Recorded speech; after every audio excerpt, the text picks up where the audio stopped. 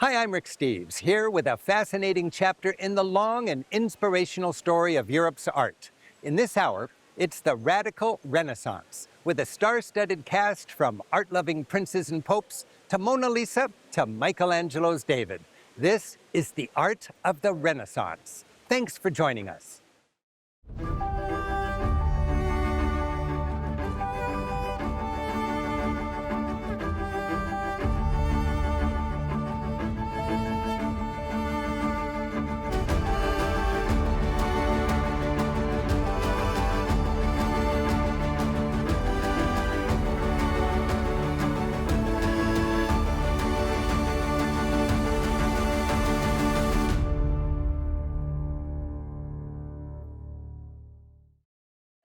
After centuries of medieval struggles, Europe enjoyed a reawakening to the enlightened ways of ancient Greece and Rome.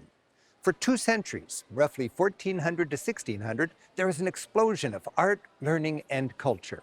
This rebirth was known as the Renaissance. We'll start where the Renaissance did, in Italy. We'll trace the dramatic revolution in art and the bold spirit of the times. And we'll meet the artistic geniuses who made it possible. From Italy, the Renaissance spread to the seafaring lands of Spain and Portugal, and to the merchant cities of Germany, Belgium, and Holland. By the end, the Renaissance had revolutionized the way we think about the world and our place in it. Though best known for its art, the Renaissance would change Europe in every way, from politics to economics to religion.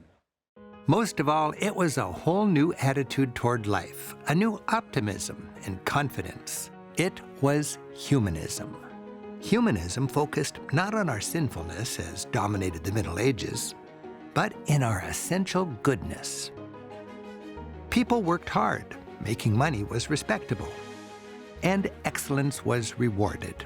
Real-life people, not just saints and kings, were worthy of being portrayed realistically in all their human glory. Humanism. In politics, the Renaissance meant budding democracy. It was people power, not kings. This was the city hall. In economics, merchants were developing modern capitalism, like banking and loans. Scientists were delving into nature. Artists were employing new techniques to show depth and to portray things more realistically. And architects were going forward by going back to ancient Greek-style columns and Roman-style arches. If the Renaissance was the foundation of our modern world, a foundation for the Renaissance was classical art. Sculptors, painters, and poets alike turned to ancient work for inspiration. For example, this Renaissance portrayal of the Three Graces was inspired by ancient versions from 1,500 years earlier. This Renaissance goddess, clearly modeled on works done in ancient times. And this Holy Virgin Mary looks suspiciously like this very pagan ancient goddess of love. The great pre-Christian thinkers, like Plato and Aristotle, were back in vogue. And in architecture, the ultimate Renaissance-designed church was essentially this ancient dome placed upon this ancient basilica.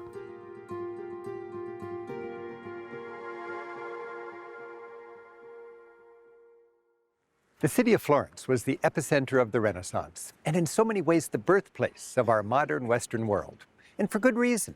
This was where capitalism was replacing feudalism. The city had money, and it knew what to do with it. Florence was a prosperous city, a producer of wool and fancy clothes, well located along a busy river. Trade brought bankers who brought money. And wealthy businessmen showed their civic pride by investing in their city, commissioning splendid art from talented artists, artists who were now respected and well paid. With all this going for it, Florence of the 15th century unleashed a cultural explosion.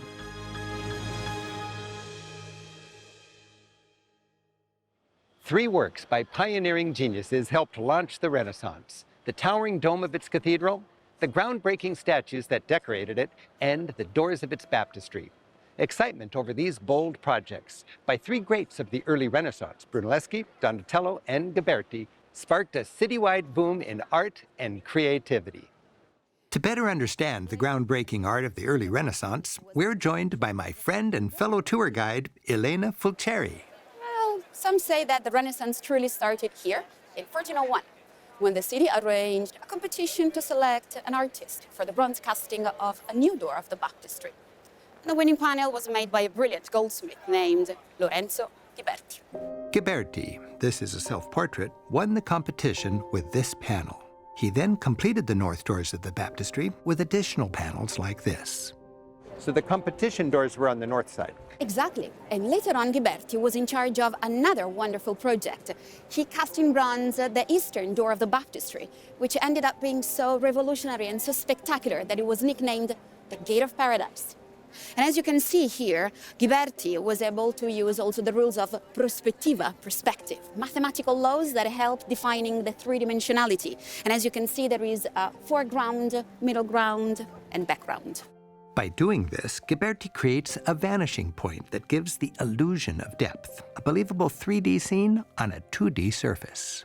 They were considered revolutionary for the three-dimensionality that they offered. It's like now the viewer is involved in the art. Exactly. We feel part of the artwork. If it's three-dimensional, it goes way beyond the shape of the panel, and it's achieved by mathematical laws. And the next great Renaissance achievement was the construction of the dome for the cathedral. It was a huge medieval church that, after 120 years, was left incomplete, with a huge hall. So the city really needed the proper technology and the right genius. And this genius was Filippo Brunelleschi. With his innovative 8-sided design, Brunelleschi was able to finish the largest dome in 1,000 years. And this is the essence of the Renaissance. You can see how art and science can create great beauty. The cathedral and its soaring bell tower were landmark accomplishments in architecture. And they were to be decorated inside and out with wonderful statues. For this, Florence turned to Brunelleschi's good friend and Ghiberti's assistant, the sculptor Donatello. An eccentric, innovative, workaholic master, Donatello lit up his statues with an inner soul, giving his subjects unprecedented realism and emotion. This balcony, from where the choir sang, captures the exuberance of the Renaissance. Dancing and swirling in a real space, unconstrained by columns, Donatello's happy angels celebrate the freedom and spirit of this new age. His Mary Magdalene, carved out of wood, is provocative, shockingly realistic. Rather than a saint in glory, Donatello portrays a real person whose entire being is about the spiritual rather than the physical. Hands folded in prayer and emaciated from fasting, she's repentant. While her neglected physical body seems fragile, she exudes strength and spirit, with a faith that salvation will be hers.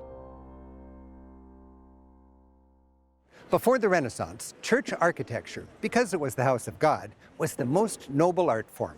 Other arts, like statues, paintings, and stained glass, were especially worthwhile if they ornamented the church.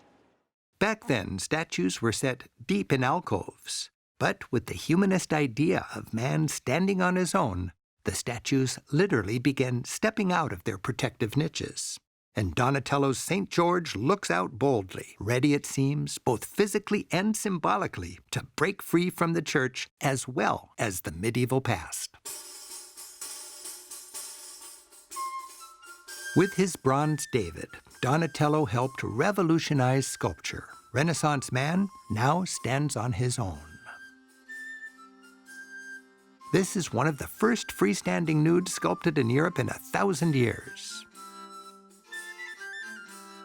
While the formal subject is still biblical, David slaying the giant, truth be told, it's a classical nude, a celebration of the human body.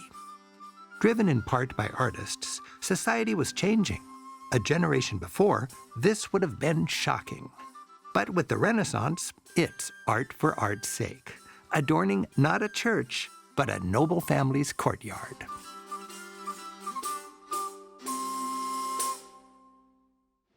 The Renaissance lasted roughly 2 centuries. The High Renaissance, early 1500s, is famous for Leonardo, Michelangelo, and Raphael, who we'll get to later. But the first half of the Renaissance, the 1400s, is often overlooked. During this period, there was a steady evolution in art from medieval two-dimensional to more lifelike 3D. Back in the Middle Ages, altarpieces were far from realistic. Panels, like painted pages, told Bible stories, but with little sense of depth. To show Jesus' head leaning out, it actually does. Here, angels are stacked on top of each other with no concern for realistic depth. The throne is crudely drawn. It's as if Mary and baby Jesus exist somewhere in a golden Neverland. Mary, like a flat cardboard cutout, seems to float weightlessly. A decade later, this work takes a few baby steps forward.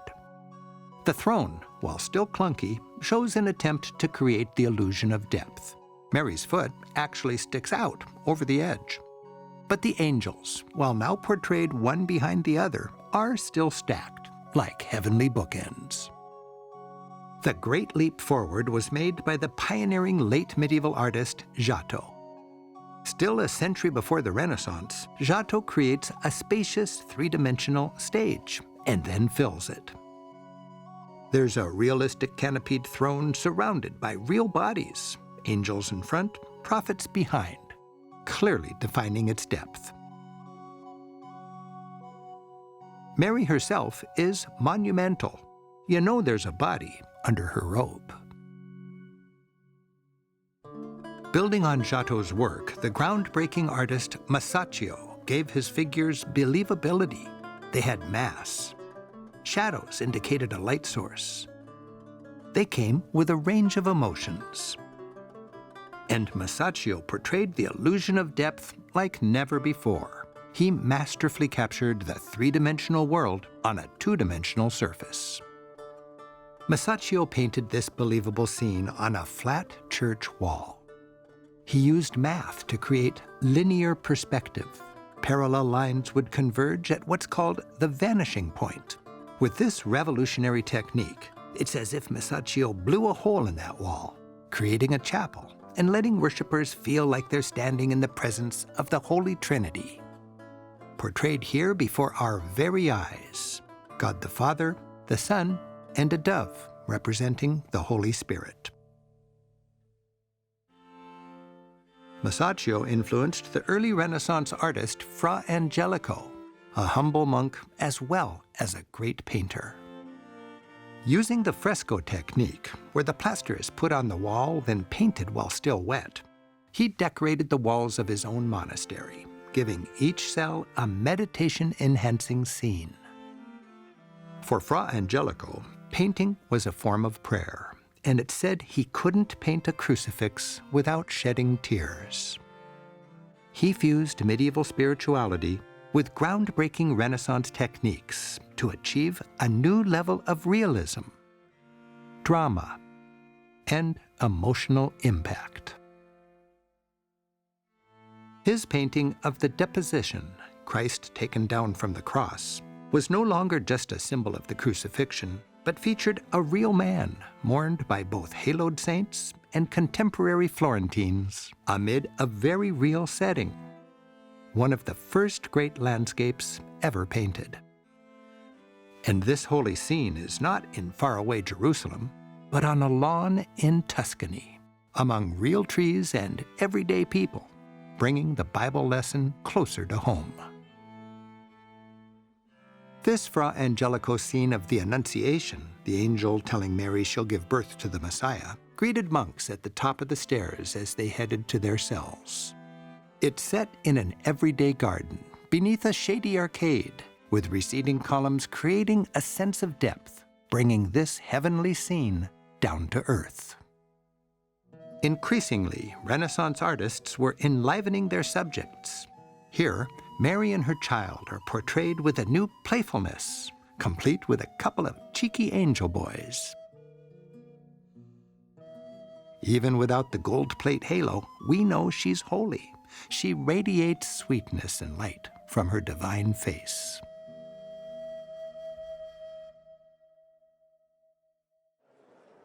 You can't have an art boom without money. And the Medici family, who ruled Florence for generations from palaces like this, was loaded.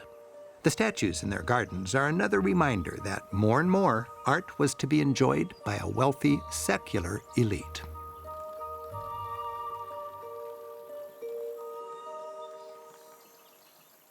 The art-loving Medici hosted lots of famous artists, philosophers, and poets. Imagine a teenage Michelangelo lived with them, almost as an adopted son. Leonardo da Vinci played the lute at their parties, and Botticelli actually studied the classical statues that dotted their gardens.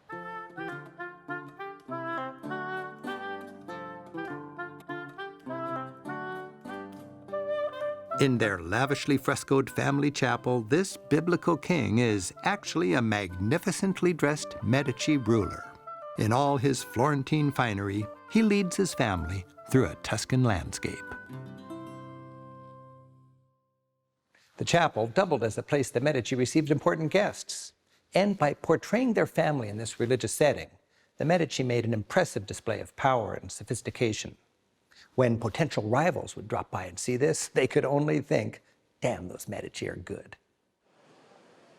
Florence's City Hall became the Medici's personal palace, with their offices, or uffizi, next door, now a gallery showcasing the greatest paintings of this period.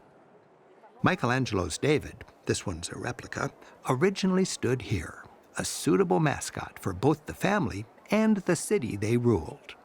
The elaborate courtyard, with its Roman-inspired decoration, is quintessential Renaissance. In the enormous main room of the City Hall, 500 guests could gather surrounded by dazzling art, which was actually powerful Medici propaganda. Florence beating rival city-states, thanks to the Medici. The Medici Duke was dressed like an emperor and blessed by the Pope, who was also a Medici. Talk about having a well-connected banker. The ancient hero Hercules, whose labors earned him the status of a demigod, reminded all of the accomplishments of their feared and admired leading family.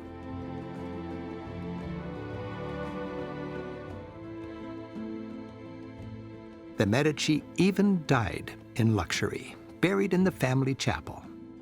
This is a good example of Renaissance aesthetics with circles, squares, and symmetry. Its statues, so realistic and noble, and its striking lack of Christian iconography celebrate the humanism of the age, honoring great individuals comfortable in the company of God.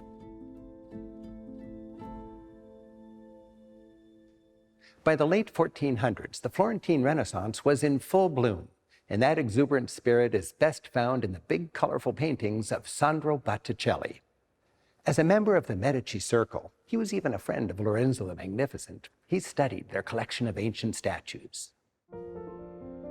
Botticelli found inspiration in the balanced compositions, the naked beauty, and secular humanistic outlook.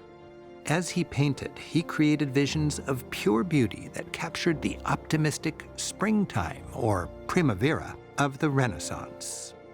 Here, in a celebration of fertility, as a nymph escapes the cold west wind, she sprouts flowers from her lips and transforms into the goddess of spring, who spreads blossoms from her dress. The three graces do a delicate dance, while a blindfolded Cupid happily shoots arrows of love without worrying who they'll hit. In the center stands Venus, the goddess of love, framed by a halo of leaves, as she presides over a delightful scene of beauty, joy, and love. The epitome of early Renaissance beauty may be Botticelli's Birth of Venus, the first large-scale depiction of a naked woman in 1,000 years. Born from the foam of a wave, Venus is just waking up. The world itself seems fresh and newly born. The god of the wind sets the whole scene in motion. Floating ashore on her scallop shell, Venus takes center stage. Botticelli creates an ideal world, perfectly lit. The bodies curve harmoniously. The faces are idealized, and their gestures exude grace. Naked as a newborn, Venus symbolized the optimism of the Renaissance. By the year 1500, what had begun in Florence a century earlier was coming to a peak, an exciting time known as the High Renaissance. Italy was thriving, with a huge appetite for art. Artists who in earlier times had toiled as anonymous craftsmen were now famous and well paid. 3 towering artists, all with Florence connections, brought the Renaissance to its culmination and then helped spread it throughout Italy and beyond: Leonardo, Michelangelo, and Raphael. Leonardo da Vinci was the ultimate well-rounded Renaissance man: inventor, engineer, sculptor, and painter. Always asking why and how, he filled up entire notebooks with sketches and ideas. When he was an apprentice, just a boy, Leonardo painted this beautiful angel with curly hair, rosy cheeks, and innocent gaze. Welcomed as a part of the elite and enlightened Medici circle, young Leonardo was already developing the elements of his signature style. Meditative Madonnas, a playful baby Jesus amid a hazy, mysterious backdrop. His obvious talent as an artist, along with his mastery of engineering and architecture, put him in high demand. Leonardo journeyed to Milan, where he enjoyed the generous patronage of that city's answer to the Medici, the Sforza family. He donned his engineer's cap and laid out Milan's system of canals, complete with locks. And he designed the largest equestrian statue in the world, recently cast in bronze from his drawings. One of Leonardo's greatest masterpieces decorates a dining hall in a Milan monastery.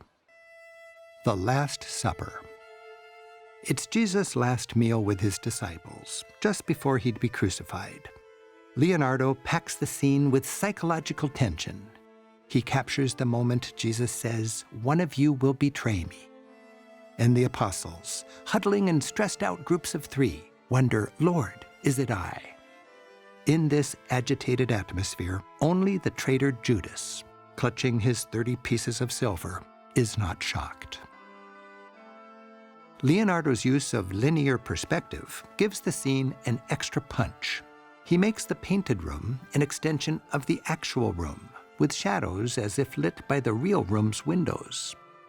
All the lines of perspective converge toward the center, subconsciously drawing you to the powerful emotional focal point: Jesus. His calm expression makes it clear that he knows the painful sacrifice ahead and accepts it. Constantly evolving, Leonardo perfected his signature sfumato, or hazy technique. The soft outlines of the faces, the mysterious mountains fading in the mist. Using what's called atmospheric perspective, he showed depth by understanding how colors become muted when more distant. He managed to create scenes that looked perfectly natural, but had an underlying geometry that reflected the order seen in nature. And with his Mona Lisa, all these techniques came together marvelously. Lisa, a woman from Florence, rests easily, as if sitting in a window looking out. Remarkably realistic and relaxed, her body is a solid pyramid, turned slightly at an angle so we can appreciate its mass. With its hazy background emphasizing the depth, the overall mood is one of serenity and harmony, but with an element of mystery, especially the enigmatic smile. Leonardo's hazy sfumato blurs the edges. That's why, try as we might, we can never quite see the corners of her mouth. Is she happy or sad? Everyone sees her differently. For me, this painting sums up the Renaissance: balance, confidence, and humanism, the age when the common individual, Mona Lisa, becomes art-worthy. In his long career, Leonardo da Vinci, by combining art and science, revolutionized our notion of art. He was the epitome of perhaps the highest compliment an artist can receive, a true Renaissance genius. Leonardo strongly influenced another talented young artist, Raphael. By combining the grace of Leonardo, the power of Florentine sculpture, and the humanist spirit of the age, Raphael became the master of high Renaissance painting. A true prodigy, young Raphael quickly mastered realism. In these portraits, he captured the proud faces, rich clothing, and fine jewelry of this cloth merchant and his noble wife. He gave them Leonardo's Mona Lisa treatment. Turned at a three-quarter pose, arms and hands resting comfortably. This Madonna also pays homage to Leonardo. Mary presides in a beautiful earthly setting with a young Jesus and curly-haired little Johnny the Baptist, washed in a warm sfumato and a golden glow and posed like a pyramid. While natural, it's thoughtfully planned, symmetrical, a baby to the left, baby to the right, flanked by trees and framed with clouds, all reinforcing the atmosphere of serenity, order, and maternal love. Raphael soon became the most sought-after painter of his day. The Pope in Rome actually hired him to decorate his palace, now the Vatican Museum, with his paintings. The classical decor and ancient treasures that line the halls of the Vatican Palace show how popes of this age actually embraced that Renaissance respect for pre-Christian thinking. Raphael's School of Athens merges the ancient and Christian worlds. Here in the Pope's study, the heart of Christian Europe, he painted not only Christian saints, but so radical, so shocking for the age, pagan philosophers, Plato, Aristotle. Again, in good Renaissance style, Raphael balances everything symmetrically, with all the lines of perspective leading your eye to dead center, two secular saints, framed with a Renaissance arch as their halo. This is humanism, the geometrically perfect world created by a Christian God. The ancient philosopher Plato is none other than Raphael's idol, Leonardo da Vinci. And the guy in the black cap, it's young Raphael himself. Finally, there's this brooding figure, the man who would take the high Renaissance to the greatest heights of all, Michelangelo Buonarroti. More than any previous artist, Michelangelo pioneered the idea that art was not just a job, but a unique personal statement, an expression of his inner passion. Even as he worked for the church and wealthy patrons, his vision was always his own. As a multi-talented Renaissance man, Michelangelo made his mark as a world-class sculptor, painter, and architect. As an architect, he designed and created this memorial chapel for his patrons, the Medici, a harmonious ensemble of innovative architecture, tombs, and sculpture. As a sculptor, Michelangelo believed his figures were already divinely created within the stone. He was simply chiseling away the excess. These rough and unfinished statues seem to be struggling like prisoners to free themselves from the marble.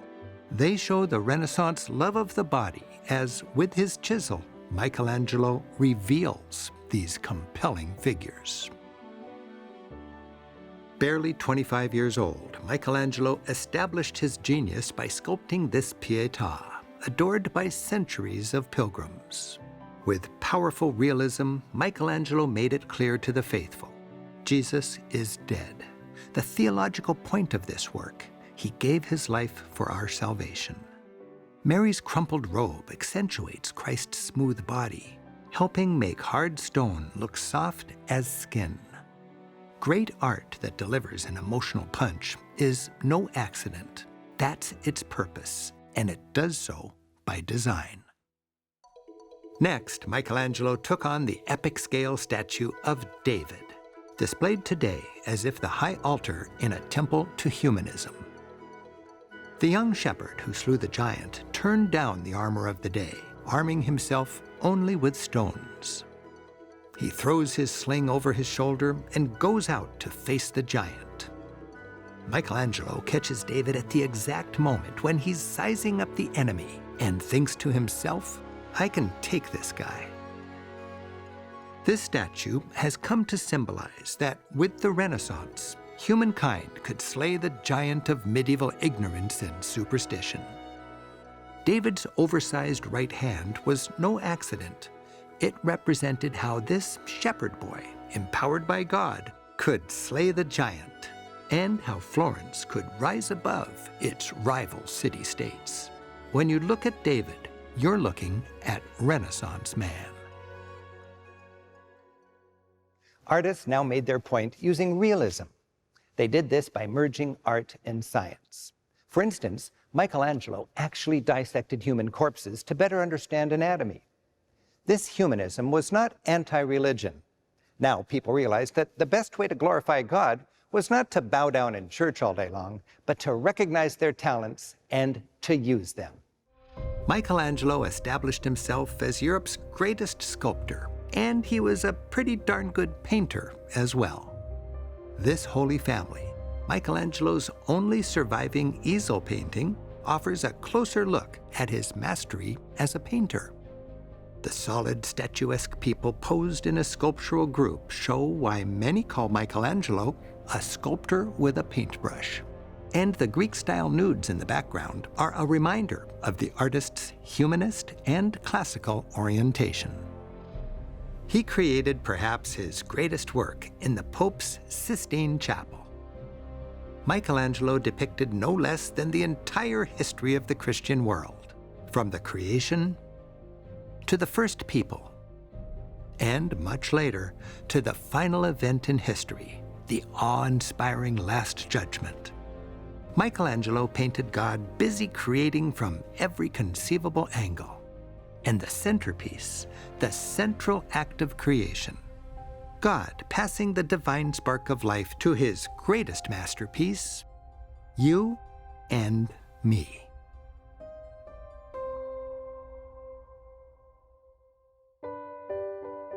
As Michelangelo aged, he sculpted this Pietà for his own tomb.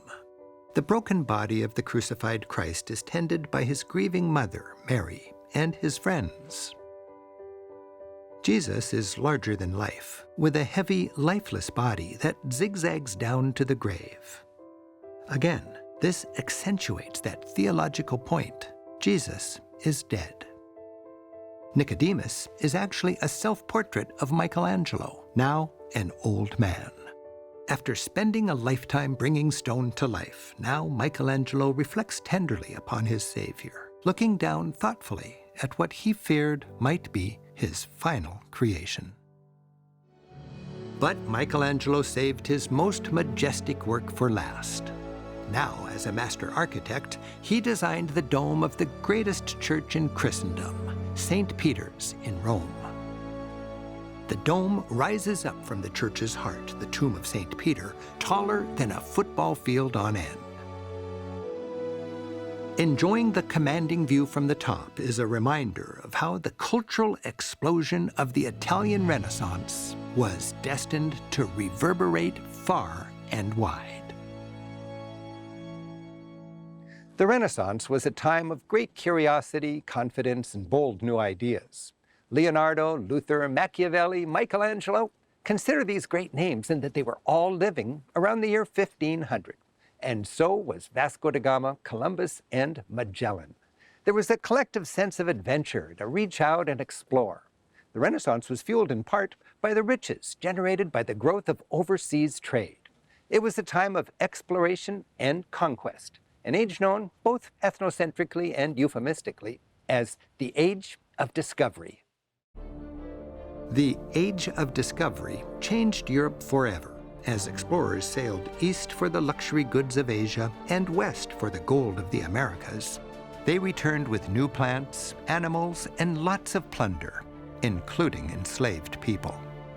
Soon, exotic luxuries and gold from abroad were decorating Europe's palaces and churches.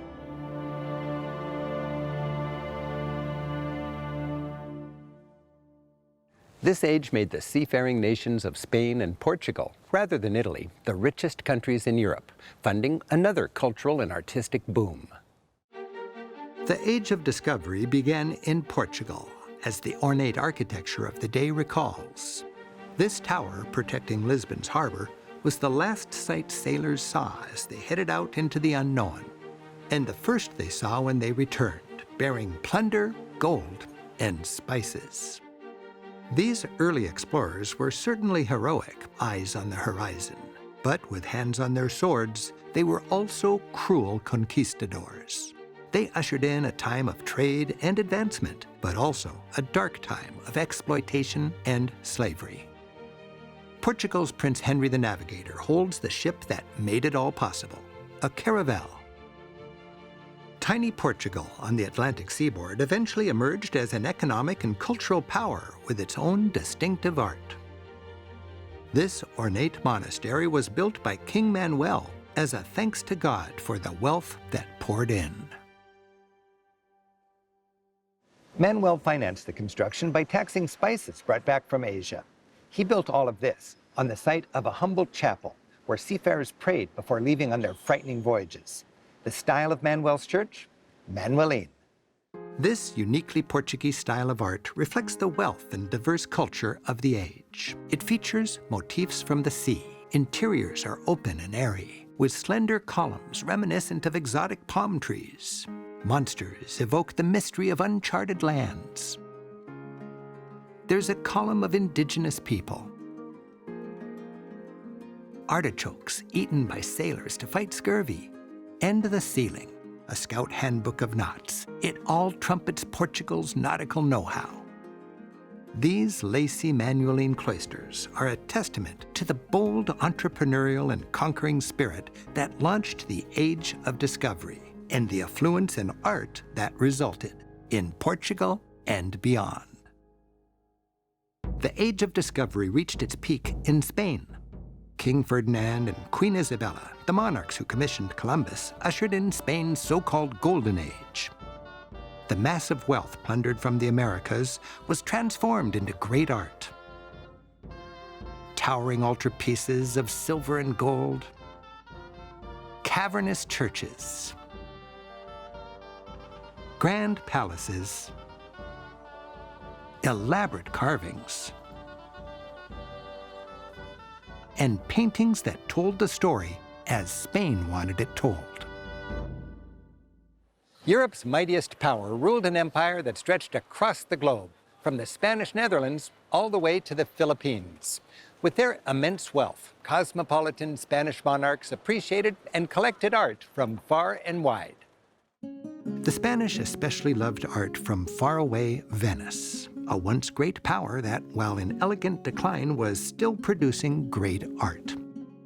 Rich conservative Spaniards ate up the big canvases and bright colors of the Venetian Renaissance. Lush golden women bathed in a soft focus haze, like the city of Venice itself. They reveled in the Venetians' buoyant Renaissance spirit. Titian, the greatest Venetian painter, captured on canvas the bold confidence of the Spanish king, the most powerful man in the world, Charles V. The emperor's son, though very religious, collected a bevy of sensual Titians. We see the moral conflicts these people must have struggled with, as this nobleman, with his hands on his organ, is torn between high cultural pleasures like music and more worldly pleasures. During this age, it must have seemed as if Europe's elites were being showered with blessings from heaven. At least that's the implied message they hung on their walls. The artistic influences from Spain's vast empire came together in Toledo, with its greatest and last Renaissance painter.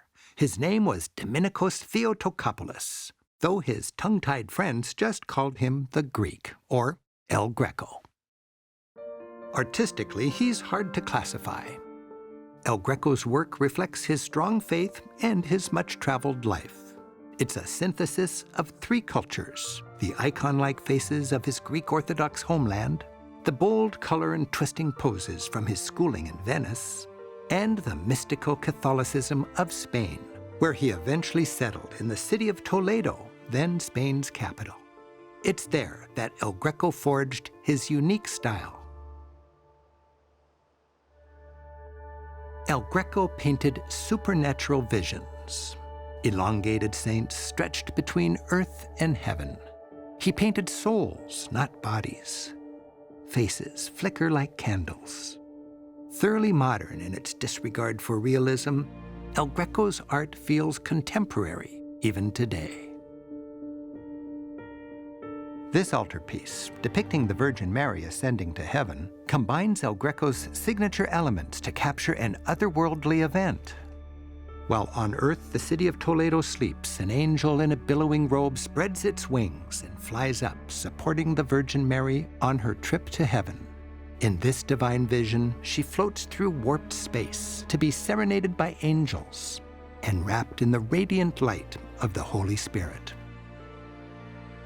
Mary is charged from within by the ecstasy of her faith.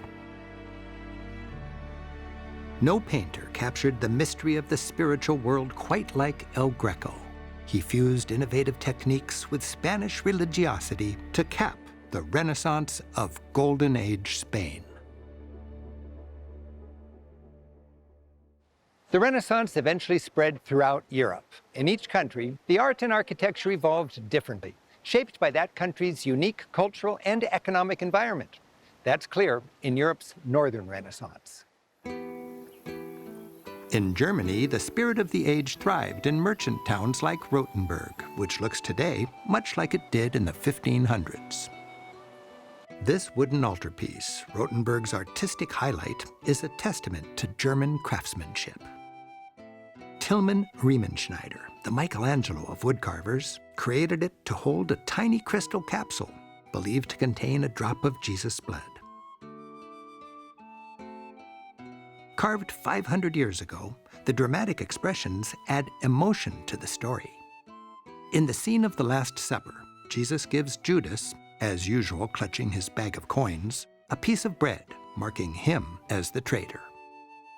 This exquisite altarpiece is a German blend of medieval piety and Renaissance sophistication. In painting, Germany's Renaissance master was Albrecht Dürer. He traveled to Italy and brought home Italy's embrace of realism, humanism, and respect for artists as cultural leaders of the day.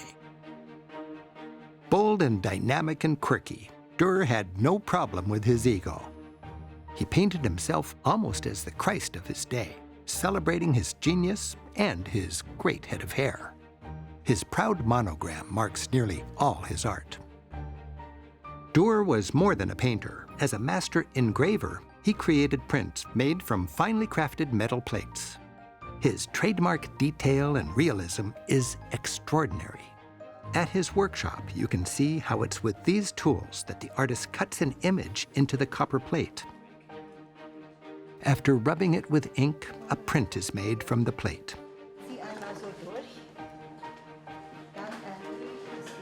Dürer was famous for his vivid portrayals of the natural world. To be able to enjoy such beautiful yet mass-produced art must have been a marvel 500 years ago. Dürer was the first best-selling artist in history.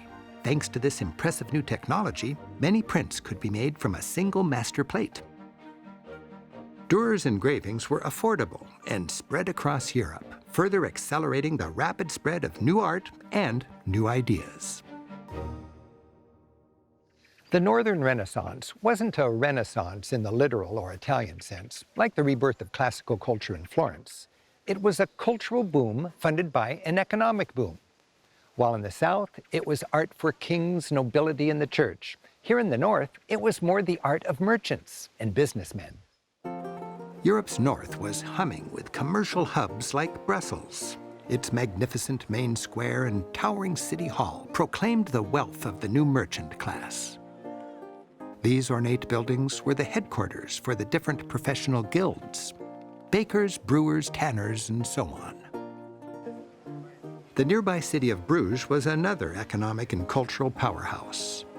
Its soaring bell tower announced that it was a self-ruling city of the prosperous region of Flanders. That's the Dutch or Flemish-speaking northern half of Belgium. This church, also with a skyscraping tower of bricks, the most practical local building material, was filled with cultural treasures, from its powerful pipe organ to its elaborate tombs. The appetite of the market shaped the art. Here in the north, where patrons were mostly merchants, they didn't want to be preached at. They wanted art that celebrated their values and their hard work, art that was feel-good and affordable. It was no-nonsense portraits of themselves and their families, happy scenes of everyday life. Flemish painters were great storytellers. Rather than just Madonnas and saints, it was also peasants, landscapes, and food. Northern paintings were filled with symbolism and extremely realistic, with astonishing detail. This Flemish power couple hired a famous painter to portray with lots of symbolism their wealth, loyalty, piety, and fertility.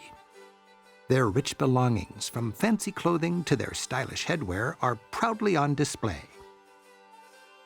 The dog at their feet? Loyalty. You can practically count the hairs on its head. Rosary beads on the wall? That meant a strong faith. While the woman may look pregnant, she's most likely not, just gathering together her fine cloth to show it off, or creating the impression that she's fertile, or maybe she's just boasting the belly of a well-fed, upper-class woman. Perhaps the first famous canvas to use oil-based paint, the detail is groundbreaking. The reflection of the couple from behind in the mirror, and even the artist himself. The masterful treatment of light and shadow.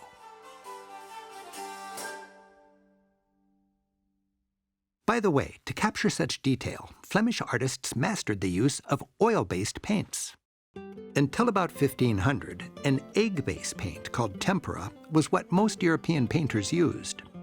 They'd mix the mineral-based colors with egg yolk, which when dried became the binder.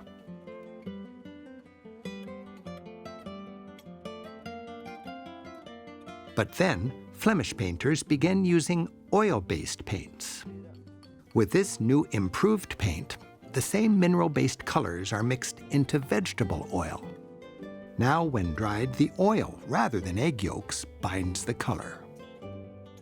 This oil painting, by the Flemish artist Jan van Eyck, from the early 1400s and still vivid, is exquisite in its detail.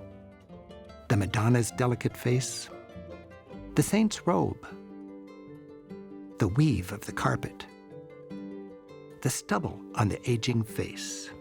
Glasses actually magnifying the print are all possible because of the qualities of oil-based paints.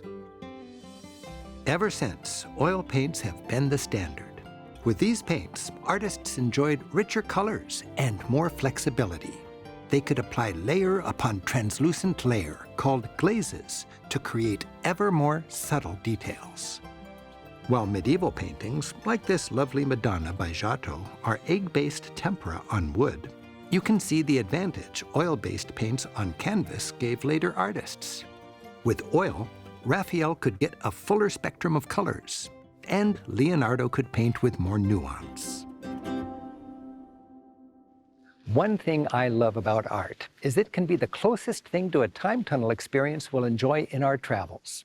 Slices of everyday life, like these, take us back in time. The undisputed master of the slice of life scene was the Flemish artist Peter Bruegel the Elder. He captured the rustic simplicity of country folk at play. Where the Italian Renaissance depicted strong, noble heroes, Northern artists like Bruegel celebrated humanity's quirks and poked fun at its foibles. At this peasant wedding, farmers scramble for their share of the free food. Two men bring in fresh pudding on a tray. Another passes the bowls down. A kid licks his fingers, while the bagpiper pauses to check it all out. Amid the feeding frenzy, almost forgotten, sits the demure bride. At this farmer's dance, there's not a saint in sight, but there's still a moral. The bagpipes symbolized hedonism. So here, the church is ignored, while the piper gets all the attention.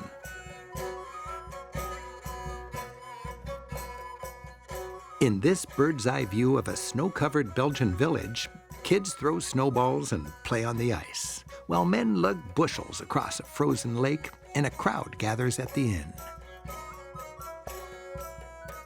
But wait, it's actually a religious scene. The village is Bethlehem, and there's Joseph with his carpenter's saw, leading a pregnant Mary, looking for a room. Far from the Holy Land, Bruegel literally brings the religious message home. It's Bethlehem in Flanders. In addition to their slice-of-life secular scenes, Northern artists of the Renaissance also gave the traditional medieval altarpiece a new level of sophistication. To those who understood it, the symbolism was obvious. As Jesus presides, the lily means mercy, the sword, judgment. He stands on a globe representing the universality of his message. As angels blow horns to wake the dead, Michael, the archangel, determines which souls are heavy with sin. The apostles pray for the souls of the dead as they emerge from their graves. A painting could be like a sermon for the illiterate faithful. The individual faces are painted to make each a real person with a unique personality. And extraordinarily intricate detail, enhanced by the new technique of oil paints, illustrates the full range of human emotions. In the faces of the damned, you can almost hear the screams and gnashing of teeth. But Jesus is expressionless. At this point, the cries of the wicked are useless. This altarpiece in a hospital in Bruges was also painted with an agenda: to comfort dying patients. Gazing at this gathering in heaven, they could imagine leaving this world of pain and illness and being at home with Mary, Jesus, and the saints. This heaven, which echoes wealthy Bruges in the 1400s, complete with familiar details, brought the religious message home to the here and now. 500 years ago, one Flemish painter, Hieronymus Bosch, took the Northern Renaissance in a direction that seems radical even today. His Garden of Earthly Delights, a 3-paneled painting or triptych, shows the delights of the world and where those temptations lead. In Act 1, man and woman are born innocent in the Garden of Eden, blessed by a kind God. But then, foolish people chase after earthly delights, a pursuit that is ultimately a vicious cycle. They're lured by the world's pleasures. Eating, drinking,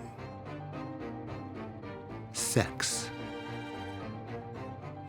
Like the fleeting flavor of that fruit, strawberries everywhere symbolize how the delights of hedonism are soon gone. Two lovers are suspended in a bubble. Then, in the 3rd panel, the bubble pops. The moral of the story? Those party animals are heading straight to hell, a burning post-apocalyptic wasteland where sinners are led off to eternal torment. Every sinner gets an appropriate punishment. Gluttons are themselves consumed over and over. Good-time musicians are tortured by their own instruments. Gamblers have their party forever crashed. And a lecher gets sexually harassed by a pig-faced nun. Amid it all, a face peers out of this bizarre nightmare. A self-portrait of the artist, Bosch.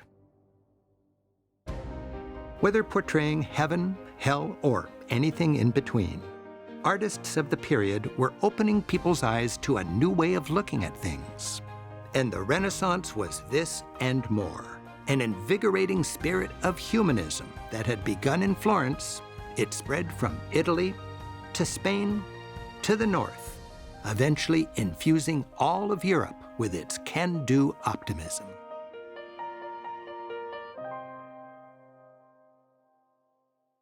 The Renaissance was bringing exciting new ideas, yes, but unsettling ones as well.